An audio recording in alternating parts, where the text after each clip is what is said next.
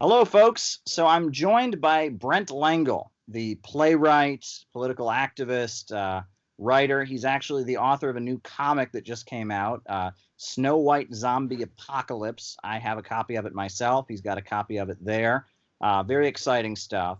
And we're actually going to have a conversation here about fantasy and science fiction and the political nature of these fictional genres, be they books, comic books, movies, cartoons, or whatnot. So I wanted to start out.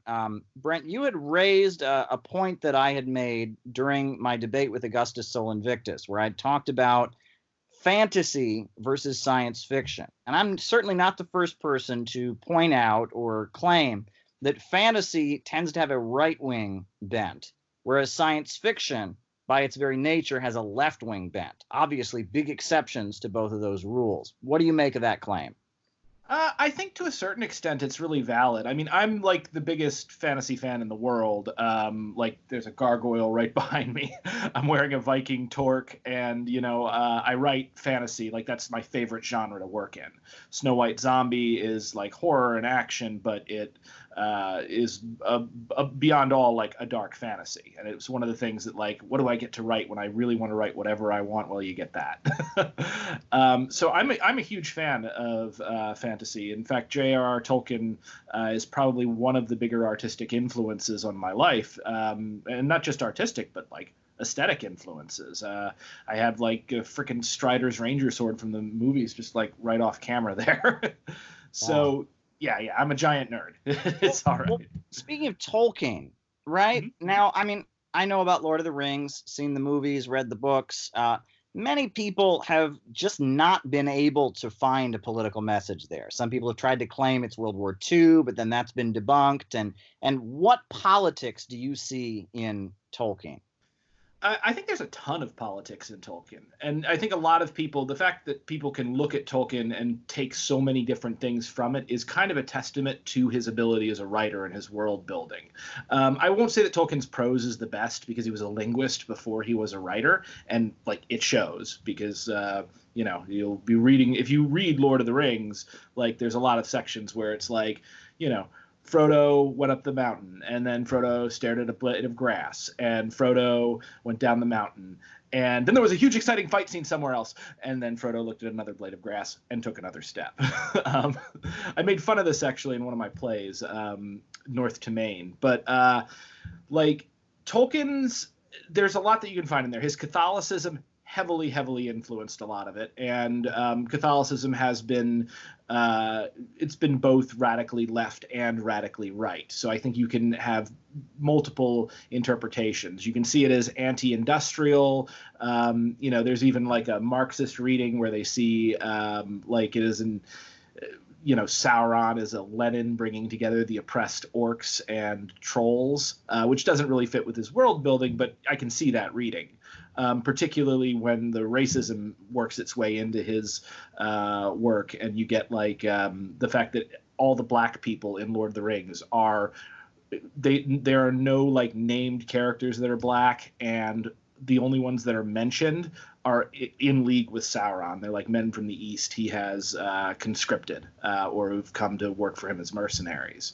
So like it's not like Franco in Spain, right? He conscripted a lot of and North African folks, right? The Moors, yeah, and that was he had them fighting with the fascists, and the fascists used that to their advantage in a number of ways, which we can get into if you want to, because I've studied a lot about Spain, but yeah. So I mean, Tolkien's politics, I think ultimately, at least to me, and this may be me reading my own anarchist bias into it, but like. I think Lord of the Rings is ultimately about a rejection of power and a rejection of total power, like tossing the ring into the volcano at the end. That is essentially the fact that you have somebody like Gandalf refusing to take the ring really shows that Tolkien, his biggest critique seems to be beyond like the religious stuff, seems to be against mankind rising above their station to a certain extent. And so I think ultimately like that's what Tolkien talks about. And his politics seem very grounded in like the world that he lived in, and like you look at his ideal society is essentially the Shire.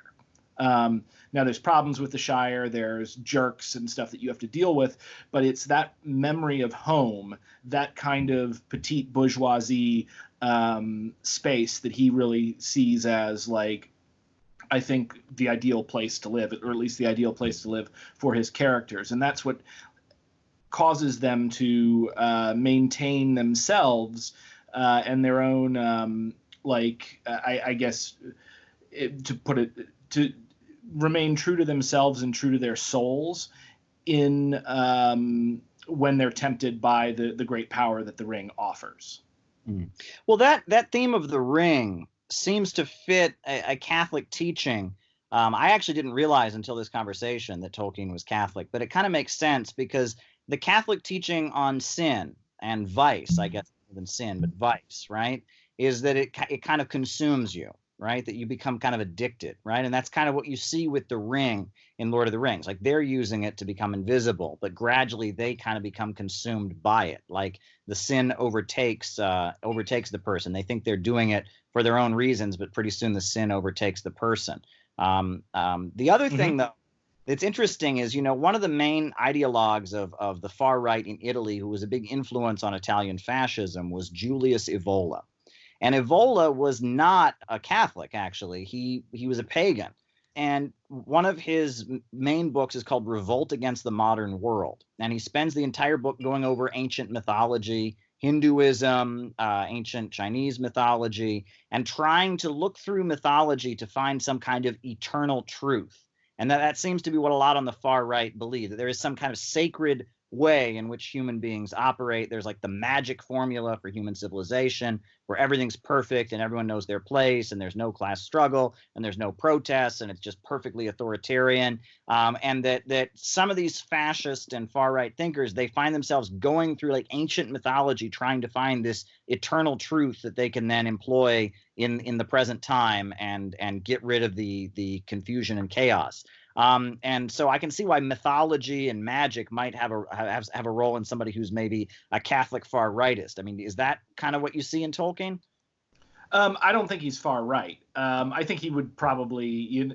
What's interesting, actually, is one of the things that he said towards the end of his life was that more than anything, he was attracted to anarchism, and that that was where his politics had lent. That he began to feel that no human was worthy to wield great power, which, I mean, you can see that throughout Lord of the Rings, and then it became more clear to him. But I think Tolkien, I mean, he was kind of a stodgy British intellectual, so I think probably I could see him voting, Tory or voting Republican frequently. I like, a lot of when I look at like politics, sometimes I look both at like the explicit policies that a person wants, and then also like who they are by nature.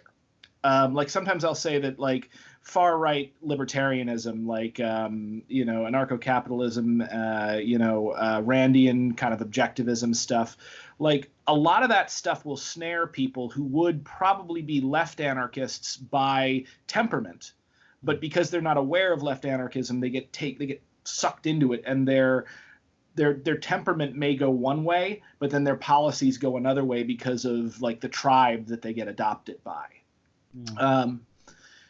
So you mentioned what was the name of the guy, the fascist? Evola, Julius Evola. Julius Evola. Yeah, that's one that I haven't looked into a lot, but also like you have people like Savitri Devi, who came in and is sort of the reason why Nazism has like such a it's the reason why like there are, for instance, environmentalist fascists, and also she kind of tried to fuse Nazism with Hinduism and her own like kind of crazy cat lady ideology. So yeah, I think there's, in a right-wing tendency, there is always a huge emphasis on nostalgia, particularly with like reactionaries, where they go back to some, I guess, like forgotten or lost age. It's the desire to return to the womb, to return to the Garden of Eden, to return to the Shire, you know? So, you know, fantasy as a genre tends to look at the past and mythologize the human past, whereas sci-fi tends to look to the future. And you can often see that, like, usually a person who's more into science, or who's more into science fiction, tends to be more of a kind of classical type thinker. Like I find them to be like the people that are really into like Star Trek. They tend to like be a little more on the left.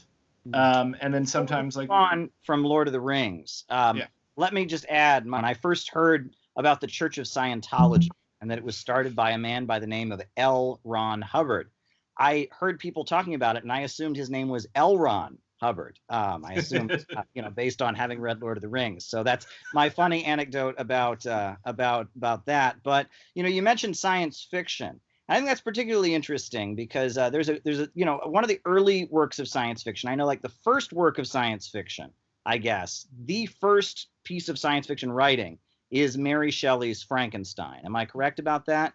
I believe so. I've always seen that as a left-wing political work. I mean, I see it as a critique of the Industrial Revolution, the idea being that, hey, we're doing these miraculous things with machines and we're making so much with electricity, but we have not cared for people and we've kind of lost our soul in the process.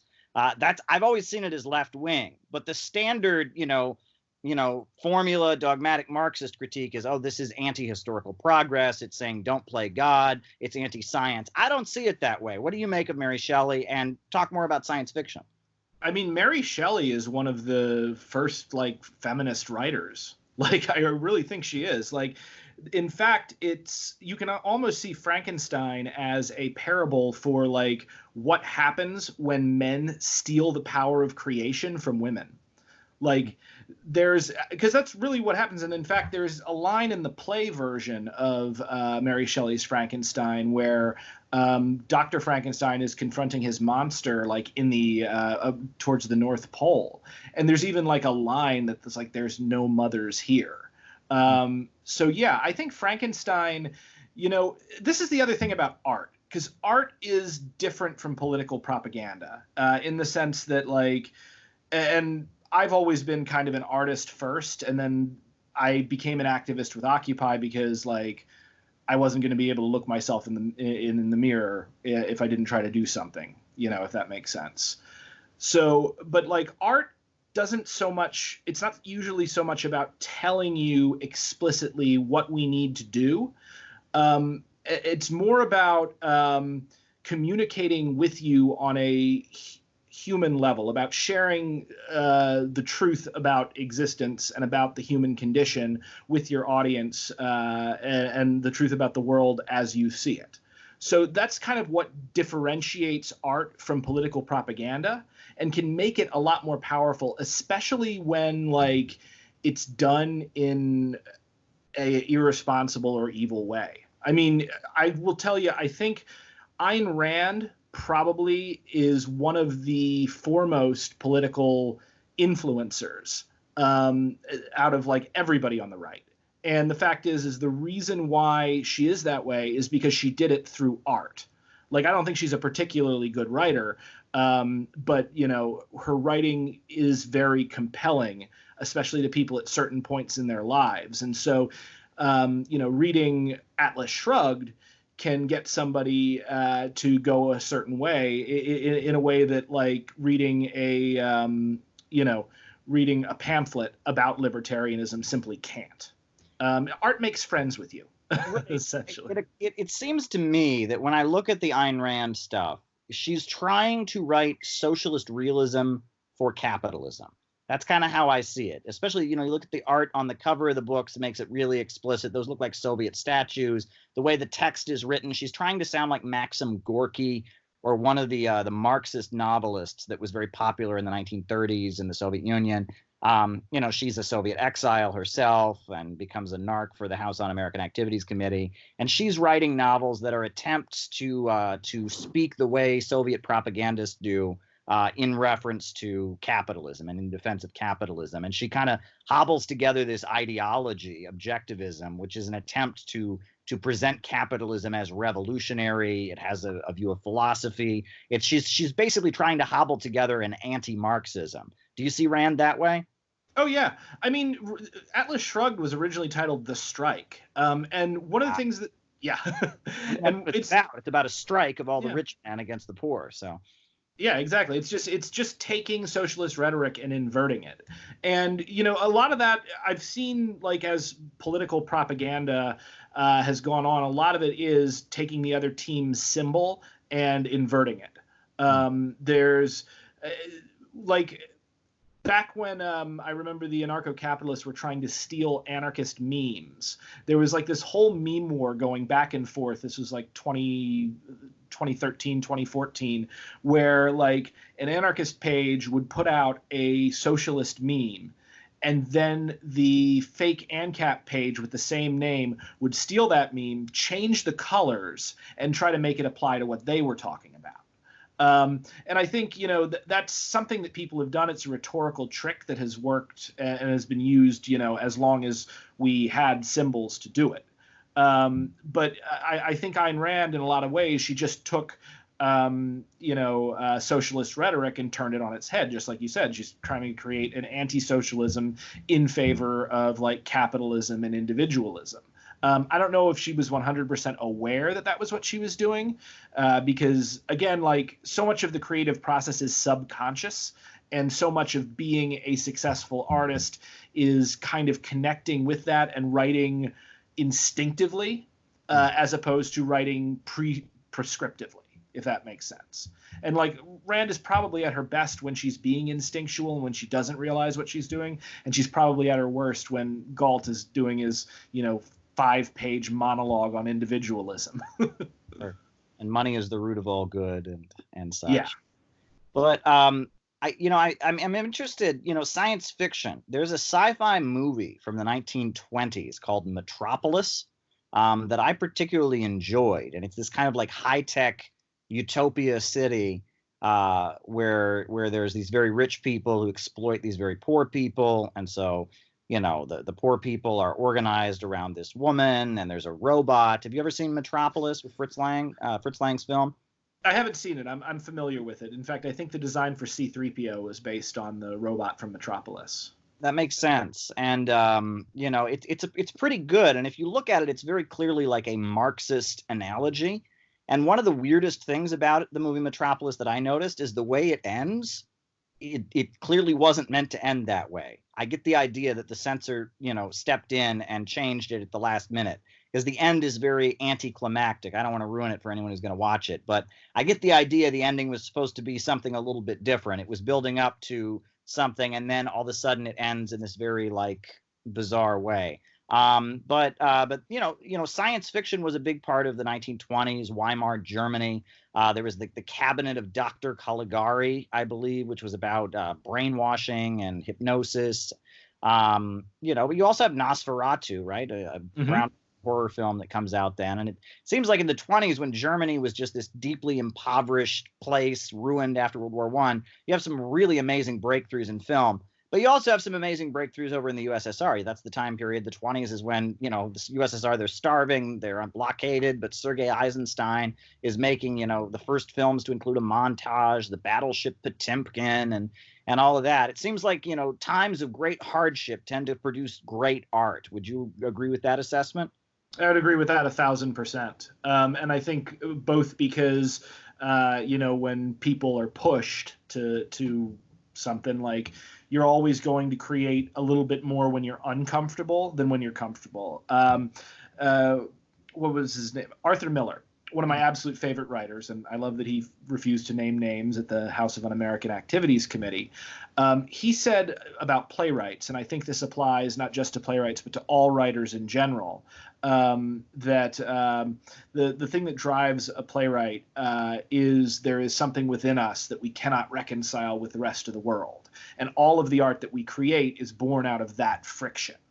And I think that really kind of goes down to artists across the board, all the good ones at least. It's not necessarily that you have to suffer to create great art, but usually if you're called to create art, it's because there is some contradiction deep within you driving you to do that, to work out something, to express something, to, you know, and so I would say that I kind of got lost there, but Sure. you were talking about bad times make for great art. I think absolutely. Yeah, well, I feel like a lot of the art that we see that is made by baby boomers is very much some kind of reinterpretation of 1968 to 1972.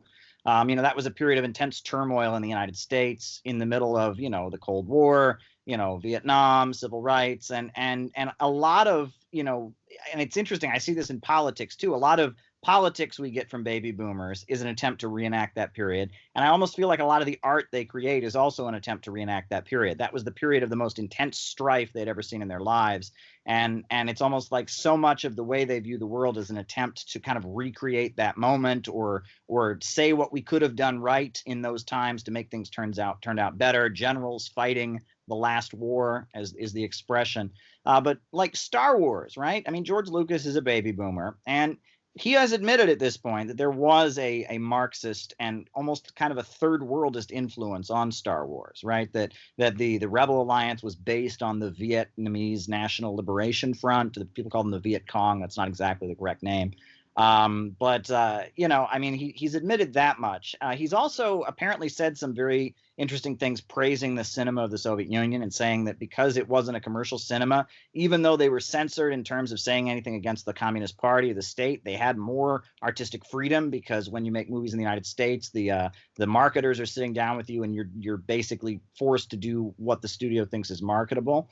So how do you see Star Wars in terms of politics? What kind of politics do you read into Star Wars? Star Wars is really interesting, and I think you're totally right. Princess Leia, her hair is based off of a Mexican revolutionary. Wow. Yeah, you can look it up. I don't remember the woman's name, but like literally that two like cinnamon buns on the side. Yeah, there's like a female Mexican revolutionary with like, and in fact she has like two Chewbacca belts of like bullets that she's wearing. So yeah, I think the politics of Star Wars has been really interesting, because Star Wars is unique in the fact that I will contend that Star Wars is not science fiction. Star Wars is fantasy in space. And so like thing, right? Say what? Swords and everything. Yeah, they got swords, they got magic, they've got wizards. It's just space wizards. So it's a kind of a really cool genre mashup, and I think that's one of the reasons why it appeals to so many people. Because the call of our past is so strong with humans, because there is very much a feeling that as we've moved into modernity, we've lost something. And I think we definitely have, by the way. We've also gained a lot too. But when you take these, recurring motifs from human history and you project them into the future, there's something really cool and captivating about that. And I really think that's why, like Star Wars, at least the original 3 trilogy, I think it beats Star Trek, like hands down. People are gonna get mad at me for saying that. Like Star Trek has its stuff, but like it's just so compelling in those first 3 movies. I mean, I've seen the statements that George Lucas has made. When I look at Star Wars, I don't much see Marxism. I just kind of see 1960s counterculture, right? Like, for example, the villains are always militarized. I don't know if the Empire does anything else, but it's just a military. It's just like one big military in space, right? They're wearing military uniforms. It's this military force that's occupying the galaxy. Militarism is the enemy. And then on top of that, you have, the Jedi, which are like this mystical religion with like Jedi masters. And, it's almost kind of like the love for Buddhism or Eastern mysticism you see among a lot of new left activists. And the other thing that I see in Star Wars is the first movie, obviously, Luke is living with his aunt and uncle, and they don't understand him. And there's like this, teen rebellion kind of thing going on. And so he runs away from the family who doesn't understand him to go and join the revolution. That sounds like straight out of a 1968, that's totally, flavor of the times. But again, I don't really see it as particularly Marxist. I just kind of see it as 1960s counterculture against the man, against the system, mystical hippie love, not hate. Hate is the power of the enemy. Yeah, I don't quite see Marxism in it. Do you see Marxism in Star Wars? I mean, I could see a Marxist reading of it. I think there's maybe some ideas that Lucas might have taken from Marxism. But I mean, that's also, again, Lucas was essentially channeling the zeitgeist. He's channeling the spirit of the times, and Marx was a part of the spirit of the times as much as the counterculture was or anything else. Also, Lucas, he tends to, like, he said that he had like episodes 1 through 3 written for years and all this stuff. I think he will, and then there was talk about like how he was trying to base his the prequels on some weird like ring theory of story composition. I think he just finds a couple of ideas and is like, oh, that sounds cool. Yeah, that's what I'm doing, and tells people that, and they just lap it up. I think he's just making up a lot of it. So if he's saying he's basing things on like Marxism, I think he's more or less, he's got some Marxist ideas in there, but I don't think Lucas is like a Marxist. Yeah. Now, he does have some sympathies for the Soviet Union, and you know where you can see it is you can see it in not in Star Wars, but in Indiana Jones and the Kingdom of the Crystal Skull. Yeah, and that fourth one, which is widely held as the worst Indiana Jones, and I kind of agree with him on that because he survives the fridge in the fridge, the nuclear bomb. But in that, the bad guy who takes the place of the Nazis is a Soviet, but like you can tell that he has much more esteem for the Soviet bad guy than he ever did for any of the Nazi bad guys, which, by the way, is correct and true and 1000%. Like, I hate the lazy equivocation of the Nazis and the Soviets. So, like, I would say Lucas definitely has some Marxist, like, sympathies and definitely some revolutionary and counterculture sympathies, but I don't think he's setting out and, like, putting that into the text directly. I think he's just channeling that as it's part of the spirit of the times and the things that he's influenced by. Well, in terms of like new left influence on fantasy and science fiction, the work of art that I thought was probably the most influenced by the new left and the 1960s counterculture was Harry Potter. The Harry Potter series, you look at that, I mean, it just, the whole thing reeks of the new left, right? And the evidence is there too, right? J.K. Rowling marched against the Vietnam War, marched for civil rights. Her hero is Jessica Mitford, the Communist Party member and journalist who ran away from home to go fight in Spain and then moved to the United States to become this muckraker journalist who exposed all kinds of wrongdoing. But if you look at Harry Potter, right, so you've got the Dursley family are these uptight working class people that are racist and bigoted and love the death penalty and love corporal punishment and are just these awful caricatures of like middle class awful racist British, I don't know what you want to call it, middle suburban British culture, conservatives, right? So Harry Potter breaks out of that, and the place he finds as his home is a place full of people with long hair and beards who do lots of magic. And then, of course, in the wizarding world, who are the villains? Well, they're a group of people that are racist, are bigoted against people who don't have magic in their blood, who dress in black all the time and are trying to restore the old order. And they have, I believe at one point, they're dressed like the Ku Klux Klan, and they wear, they're the Death Eaters, and they wear hoods over their faces. And then, of course, let's not forget that who are the heroes of the Harry Potter saga? Well, they're all students, and the way that they fight for justice is by breaking the rules and sneaking out at night and sneaking around. And at one point, they form an underground student army, Dumbledore's army. You can almost look at that as like the Weathermen or SDS or something like that. And that it's very much a new left kind of influence to fairy tale. Now, which is funny, by the way, because I read Dumbledore's army in retrospect as Antifa, and that's like more modern, Yeah. It's more modern. Yeah, but J.K. Rowling came out against Antifa because she's a liberal.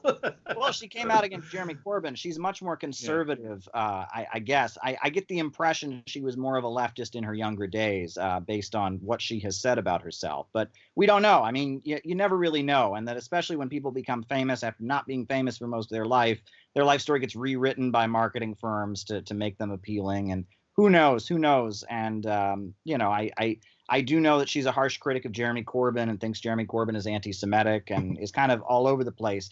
But if you look at the Harry Potter genre, though, right? I mean, it very much, I think about the house elves when you've got Hermione trying to organize the house elves for their rights, and they tell her to go screw herself. Basically, they don't want to be organized. That reeks of, you read about the new communist movement and these these communists who are wealthy college kids get a job in a factory, an auto plant, or a steel mill, and they're trying to sell their coworkers, the Daily Worker, or the communist newspaper, and get them to understand they're being exploited by this big company, and their coworkers just don't want to hear it. That seems to be like the tragedy of trying to build a communist movement during the booming economy of the 1960s and 70s in the United States. So I mean, I see the new left all over it. I think that Harry Potter, though, it has new meaning. It was a little bit ahead of its time because the new right really blossomed after the books had been published, right? Now, there was a little bit of a precursor to it. The British National Party, which was like a white nationalist party in Britain, actually got elected and had seats long before we had any of the stuff going on over here, like years before Charlottesville or anything like that. So Britain, perhaps she could have seen what was coming. But like you said, I guess she came out against Antifa, but it's pretty clear that the villains are racists. There's no question about that. Harry Potter. The villains are definitely fascists. J.K. Rowling understands that the enemy is fascism. She doesn't understand what fascism is or how it works. She has a vague idea of it, and you can actually see it if you watch The Crimes of Grindelwald. Like Fantastic Beasts, that movie was phenomenal. I actually, like, a lot of people didn't like it. I thought it was excellent. I really, really enjoyed Fantastic Beasts. And then The Crimes of Grindelwald came out. I was very excited to see it. And oh God, it's so bad. It feels like you're watching the movie, and it feels like you're watching a movie and like you're stepping out of the room for every other scene, and then you come back and you're like, hey, what's going on? But you haven't stepped out of the room. So like, but there's a complete and utter, she's trying to build a fascist movement in it, and as the primary antagonists, and like the way she builds the fascist movement is completely incoherent. And I really think it's just because she has a very liberal understanding. There's a certain places her brain just will not go. Right. And sadly it led to what could have been like one of the best series since Harry Potter, kind of just crashing and burning in the second movie. Yeah. Now, you mentioned Star Trek before. And it's interesting because many people look at Star Trek and see the kind of universe in Star Trek as almost a communist space future. Subtly put, do you see Star Trek as left wing? Oh, yeah, 1000% left wing. I mean, as left wing as any like capitalist TV show can be. Star Trek was pushing very, like, the original 60s Star Trek, like they had the first interracial kiss on television. Wow. They had a plot line directly about racism where it was two aliens and like they hated each other and wanted to kill each other, and it was because one alien, they both had a face that was split down the middle, and on one side was white and one side was black, and the other alien had the same face split down the middle, but the black and white were reversed, and that's why they want to genocide each other. Wow. So no, that's, and they even talk about like a post-scarcity future, the famous quote from Jean-Luc Picard, in that like they've given up basically chasing money, like money no longer plays a role in their lives, and it makes sense. They have replicators that can make absolutely whatever they want. So they do have this sort of post-scarcity space communist future. I think that's something that's really clear to anybody that pays close attention to Star Trek and politics. Right. I get the impression that it's like, you have the Vulcans that are all about logic, right? And then you have the Romulans that are like the evil Vulcans, and you got the Klingon, which are like supposed to be some kind of ancient warrior culture. something like that. And they're playing with different themes if you look at it. One thing that I found amusing was there was an internet hoax a few years back, many years back, claiming that Gene Roddenberry had been a Marxist. It was debunked. It was not true. It was an internet hoax. And, before he did Star Trek, he did like Dragnet and like police shows, and he was definitely not a Marxist. But they pointed out that there is a Marxist group from Argentina called the what are they called? The Posadists. Yeah, the Posadists. Oh, I've heard of these people.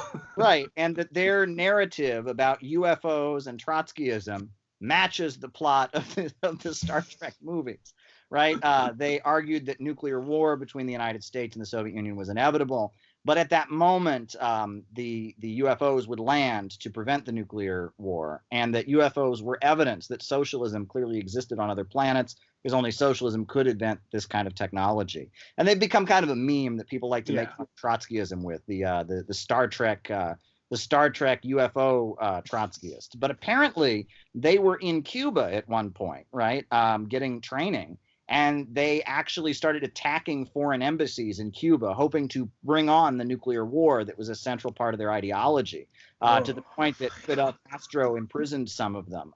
So these folks really believed in what they were alleging, interestingly. And in a way, it's kind of sad. From what I understand, the leader of the group had been tortured under one of the military regimes in Argentina and had probably lost his mind, but was very charismatic and came out of prison with these revelations about the UFOs. So it's sad in a way, but it's kind of amusing. But there is no connection to the Star Trek series. That was purely an internet hoax that was going around. Gene Roddenberry had no connection to any leftist groups, from what we understand. But I do think that's amusing. Do you have any other thoughts on Star Trek and politics?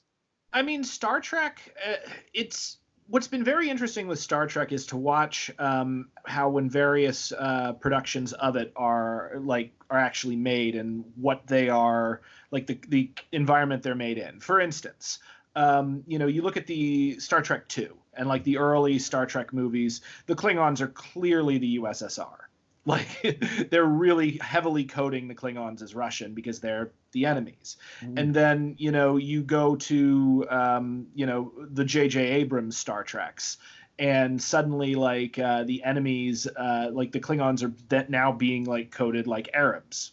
So Star Trek, it straddles a very interesting line between being a capitalist product, entertainment product, between being art and then also like being a vision of the future and a moral guide for where we should be going with our society now. I think Star Trek Into Darkness, for instance, can really be read as a rejection of like kind of 9/11 paranoia and the Patriot Act, and an attempt to return the country's soul to what it was perceived to have been before 9/11 drove us all crazy. Wow. Well, science fiction, I would maintain that the concept of science fiction is more left-wing. The concept of fantasy is more conservative. But, some sci-fi is really right-wing. Let's be real about that. Heinlein, Robert Heinlein. Have you read that kind of stuff? Starship Troopers? You want to talk about that some? Yeah, I've read a little bit of Heinlein. Heinlein is, I'm really interested because I've read the Cliff Notes on Stranger in a Strange Land, and I really want to read it because it sounds batshit insane, but also like really fun. But like, there's actually a great essay, I'd sent it to you, by Michael Moorcock, who is a fantasy author, and he wrote a number of like radical left-wing critiques of literature. And the essay that I sent you was Starship Stormtroopers, that he was talking about how Heinlein, is essentially reactionary and fascist. And even like the movie Starship Troopers is it is a leftist satire of Heinlein's work. Like it's an adaptation, but it's an adaptation that exists specifically to make fascists look silly. But then also because you oppose law and you can't tell the difference between someone making fun of something and a genuine person who's nuts about it. Fascists then went on to unironically be like, yeah, no, I absolutely need to do Starship Troopers. We need to, make sure that only soldiers can be citizens and that kind of stuff. And our racialized enemies actually are the equivalent of giant alien bugs. Again, it's like when you're creating fiction, be it science fiction, fantasy, horror, whatever, again, you're taking the world as you experience it as an individual, and you are filtering it through yourself to tell a story that, whether you intend to or not, will have some element of truth in how you see the world in particular. An example where a very bad thing goes very good is, like, for instance, H.P. Lovecraft. H.P. Lovecraft was a monster as far as racism, and like, if he had lived today, he would have been like on the alt-right posting paypays like nothing. But his racism and his xenophobia and his fear of sex all fed into this really great thing that created the whole genre of cosmic horror. And so, you kind of saw his personal failings wind up creating, being transliterated through his genius, and creating like an entire genre and an entire universe for writers to write in and scare people with. But, there was a joke I saw on like Chapo Trap House where they want to do a sketch where H.P. Lovecraft shows up with his new story, and it's just like all the things are like Italians and Romanians and this, and like there's an editor like going, let's change this to the fish folk of Innsmouth. We're just it covers up all the racial slurs with like just a monster. When you talk about about science fiction and H.P. Lovecraft, it brings up something that I've often felt, which is I have a love for pulp, right? I mean, if you look at Edgar Rice Burroughs, there's no question that the Tarzan series is not high art, right? It's like people aren't it's not like a pivotal work of human civilization, but it's a fun story. And a lot of sci-fi is like that. A lot of, and it seems like, nowadays with movies, with television, it doesn't so much exist. But at one point there was a high demand for kind of low quality, pulp fiction, that you would call it, whether it be sci-fi, fantasy. Often it was very titillating in a sexual way, had a lot of action. And you see, a whole genre of that, like the Kull the Conqueror, and right, Conan the Barbarian comes out of that, Tarzan comes out of that. A lot of this stuff was out there, and it was it gave a livelihood to a lot of writers who nowadays would probably have an ordinary job and just do like fan fiction online, because they wouldn't be able to support themselves.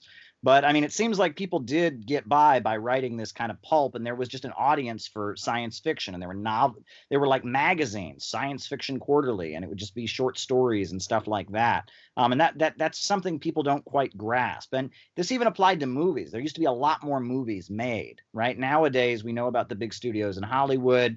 We see foreign films occasionally, but there used to be a lot more just kind of run-of-the-mill, low budget sci-fi, horror, fantasy, action movies that got made that people saw, but they paid less than they paid for other movies, right? I mean, can you talk about pulp? Because I find that some of this pulp from the 50s and 60s is actually very enjoyable. They tend to have a little bit more artistic freedom, and how the movie is going to end, and you kind of know the tropes of the plot, but because of that, you can kind of have more fun along the way, right? It doesn't take itself too seriously. You can say that I just watched Flash Gordon for the first time. That movie doesn't take itself very seriously, and because of that, it's fun. I think about there was the Hercules series with Kevin Sorbo, and then Xena with Lucy Lawless, and those were filmed in New Zealand, very low budget, but they knew what they were doing. They didn't take themselves too seriously, so the writers could have a lot of fun. And you can tell that the actors are probably having a lot of fun, and it's fun in a way that it doesn't kind of ruin itself by making itself out to be, Hamlet or Shakespeare or defining art for civilization. Can you talk about pulp? Yeah, absolutely. And I'm going to point something out, actually, because you mentioned Flash Gordon. The reason Star Wars exists is Flash Gordon. And in fact, George Lucas wanted to do a Flash Gordon movie and couldn't get the rights, so he wrote Star Wars. Yeah, Flash.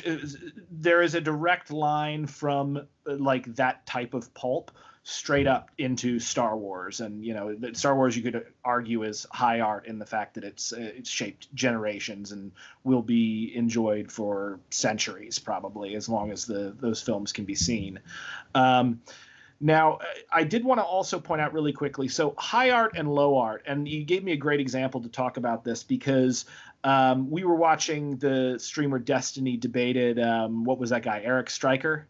And he went after him on music. Now, Destiny destroyed him on music in particular, sure. But what really shocked me was when he was like, the working class can't afford tickets to the symphony. That's the most ridiculous thing I've ever heard, because I have worked in ticket sales for symphonies. I worked for Carnegie Hall. I worked for all of these like really big arts institutions. I sold ballet for like freaking 5 years. The working class can get to these. They absolutely can, even in the United States, because arts organizations are nonprofits, and though the tickets are expensive and it's seen as a high society thing to do, there are easily ways that anybody can see these performances. The thing is that Eric Stryker just didn't have any concept of it and just kind of was using it as something to throw out there. Like, we don't have high art anymore. We have this bullshit pulp. When I heard that, and I am a big advocate for classical music, I'm a big critic of our music, but I could tell he didn't even really know what he was talking about. He was trying to sound like a stodgy old conservative. It's a racist meme. Back in the 1950s, the kids are listening to rock and roll. Why aren't you listening to Beethoven and Mozart? That's, that's just, it's like he hadn't even really thought out what his critique of popular music, why he liked classical music. He was just putting out an old racist meme. And he didn't really have much to back it up with. And what I thought was interesting is that Wagner, he likes, right? Being a Nazi, he likes Wagner, right? Well, the thing is, though, the critique that I would have of mainstream music is the same critique I would have of Wagner. I love Wagner music, by the way. I really do too. But it's emotional manipulation, right? He's manipulating your emotions from beginning to end, right? He's not appealing to the part of your brain that is reason based and all of that. It's like rock and roll. It's just intense emotions. It's like Stairway to Heaven or something, right? And that emotions unchained and without kind of an intellectual basis can be somewhat dangerous. And that's where you're approaching pornography and departing art in some ways. But I'm okay with doing it, but you have to understand what you're doing. And I think a lot of our art and media nowadays, especially like the commercials and the advertising we're surrounded with, is emotionally manipulating us in one way or another, and we're not even conscious that it's going on. Everyone who goes to a Wagner concert knows what they're in for, right?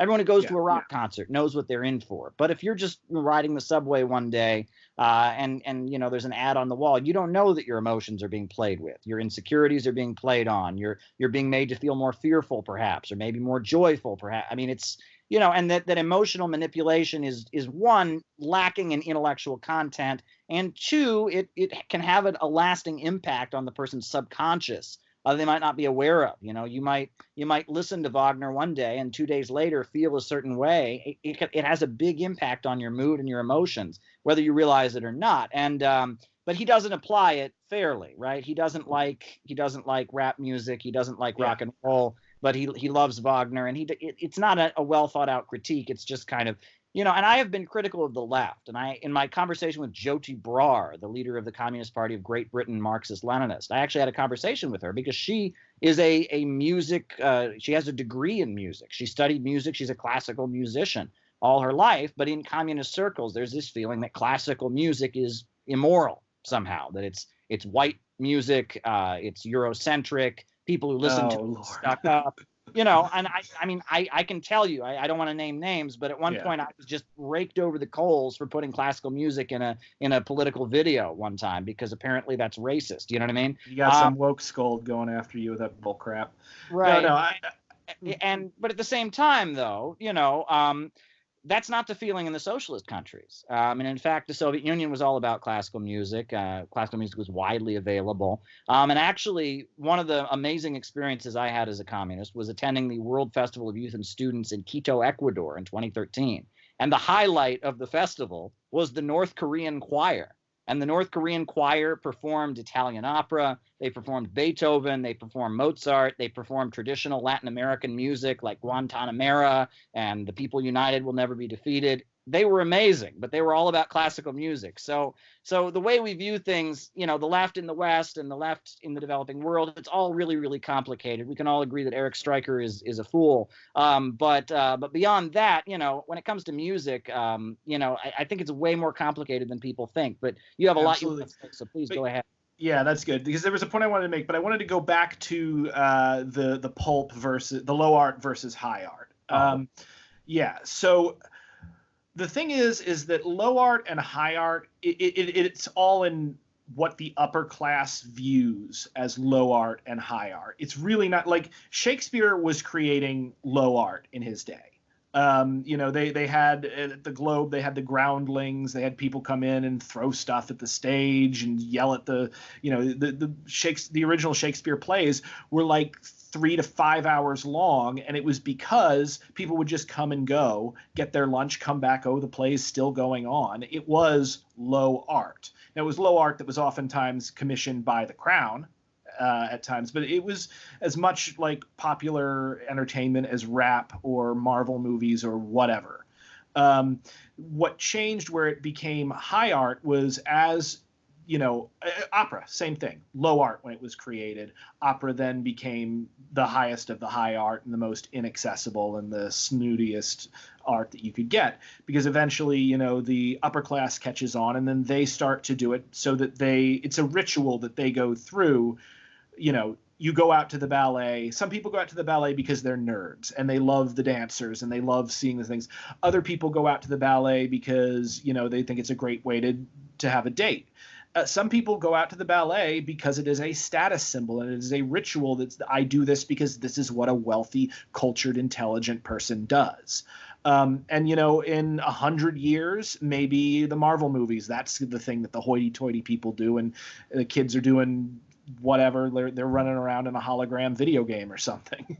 So I really think that the distinction between high art and low art is cultural. And I would also say, like with Wagner, so there's two things that you're touching on there when you're talking about engaging intellectually and engaging emotionally. And it's essentially like there's two basic, and I may get the terms wrong here, but it's the neoclassical and the romantics. So the romantic movement in the arts, and I fall more heavily on the romantic side, tends to be people who are more interested in exploring emotions, exploring moments of awe, the natural world, the past. They tend to be skeptical of progress, not necessarily right wing, but there are a lot of romantic reactionaries. I'm more or less on the left, but I'm heavily romantic in the works that I enjoy and like just my own personal philosophy about everything. And then you have the neoclassical, which is more the structured, the kind of classical music, the rationality over instinct. So these are two competing drives in human society and two competing artistic movements. And one is not necessarily better than the other. But I will agree you can go off the deep end with them.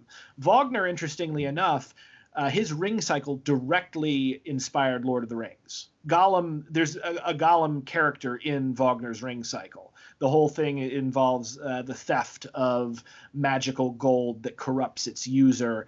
There's a dragon, and yeah. So Wagner, I can see how people might be being emotionally manipulated by Wagner or by artists. And yeah, you can be emotionally manipulated by art, but that's another way of saying art touched you.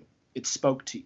And that would be the difference between that and, say, advertising and propaganda, where you are actually being cynically manipulated and no one's actually sharing anything true with you as you go through and you see the ads on the subway. So I think I hope I answered your question there. Did I leave anything unsaid?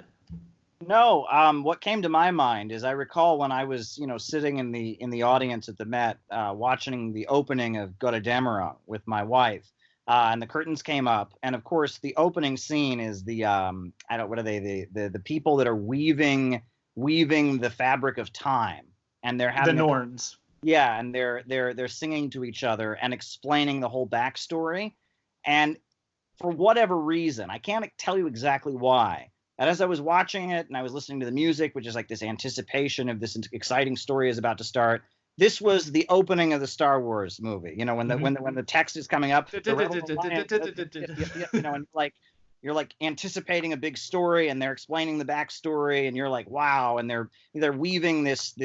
I don't know. I just saw that as very much fantasy, art, and culture. These things build on each other, no doubt. I guess before we conclude, though, I did want to talk with you more about some specific art. For example, when you talk about fantasy, right? And there is one particular theme that I see in a lot of not very popular fantasy novels, and the story goes like this: it's that so and so is the prince or so and so is the princess, but they have somehow lost their place and are stuck being a peasant. And they spend the entire story attempting to regain their throne, right? Mhm. And I find that to be an odd way to insert kind of a Randian libertarian motif into a time of feudalism when there was absolutely no social mobility.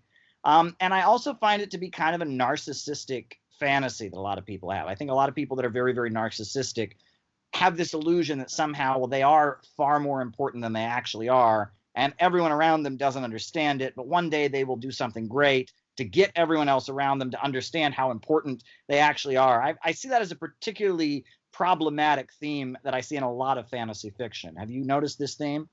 Oh, I definitely have. And you'll notice that there are a lot of fascists who are very interested in that particular theme. Oh, really? Oh, yeah. Augustus Sol Invictus. Like, if you read he talks about how he was born for a great war, and if one didn't happen, he would start it. Yeah, that's painful narcissism.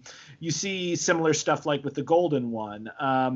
There I'm not going to say that like the restoration of the monarchy that is a trope that you see, the restoration of the proper monarchy. I mean that's in everything from like Game of Thrones to freaking The Lion King, and in a way Hamlet. Though obviously Hamlet does not win with the restoration of the monarchy because Hamlet and almost everyone dies at the end.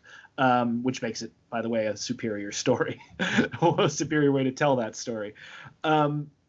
But yeah, there's this idea that here's the thing. I think that, and this gets into my own personal philosophy, I think all people are way more important than we realize and than that society tells us. But similarly, it's it's everyone. It's literally everyone. And there are people that think that the importance, the protagonist role needs to go to them, and they need to be more important than other people, as opposed to being important in their own specific way, and being exceptional, and so like oftentimes they will want to do this really big thing. It can lead to a very toxic kind of false idea where a person tries to gain self-actualization at the expense of others. And I think that is a trap that can be found like within the fantasy genre, but also any genre of fiction and any kind of like, I guess, hyper individualism. You can find that where it's, I am important, but I'm also so much more important than thou, if that makes sense. Indeed. I think we've all met people who really exude such feelings, and they aren't pleasant to be around. Um, I mean, if you look at the Chronicles of Narnia, right? That's a fantasy series, and it's very much. I mean, it's very much. I can't remember his name, the author of it. C.S. Lewis. C.S. Lewis, a Christian theologian, preaching. I mean, it very much is. And it has all of the tropes that people almost criticize a lot of old British fiction for, a lot of old British fiction that like predates him. They see it as preachy, moralizing. A good little schoolboy will save the world by being so good and loyal and following all the rules. And people see it as kind of just incarnating. And in some places, you read some of the stories, like The Last Battle, and some of it where it's almost comical. To the degree he's fulfilling that stereotype of stodgy, moralizing, lecturing British fiction. Do you see it that way? I think C.S. Lewis, there's a lot to his work, and I think it's one of the reasons why it endures to this day and why it has so many fans. Are his religious metaphors extremely heavy-handed? Yeah. And that's actually why I think, J.R.R. Tolkien is a superior writer to C.S. Lewis. Both of them were essentially writing. Tolkien was a writer and a Christian whose Christianity influenced his writing, as opposed to C.S. Lewis, who went more in the explicit thing where he was a Christian first and a writer and artist second. And I think that, I'm working on a fantasy novel right now that deals with a lot of religious ideas, some Christian, some Buddhist, some Hindu, and a lot of stuff is being put into that. But what I'm putting forth beyond my own ideology and those are the people that I'm working with, what's more important than that is that we tell a true story that resonates with people, that says something important about the human condition and our relationship with our past, our future, our gods, and ourselves. And I feel like that's where C.S. Lewis is failing, is because he instructs as opposed to reveals, if that makes sense. And an audience can instinctively sense falseness. They can sense when their emotions are being played with. And I think too often with C.S. Lewis, he is saying what he thinks. He's not really expressing his soul as much as he is saying the things that he believes are right because someone else told them they're right, if that makes sense. Right. Thomas Carlyle, who is the author of Heroes, Hero Worship, and the Heroic in History, which I think is a very powerful book. It's like lectures he gave in like the 1800s in Scotland.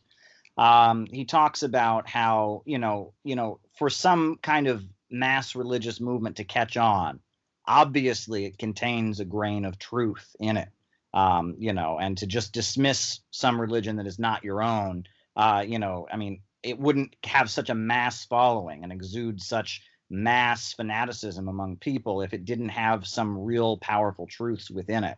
And I think you can say the same for fiction. For a story to really catch on, it has to have some real truth in it that really speaks to people. And it can have its flaws, but it has to really speak to something more than itself. It can't just be kind of good entertainment. It has to, for it to really kind of take root the way some of these sci-fi and fantasy genres have. They obviously have to be saying something a lot more than just, entertaining the audience. Yeah.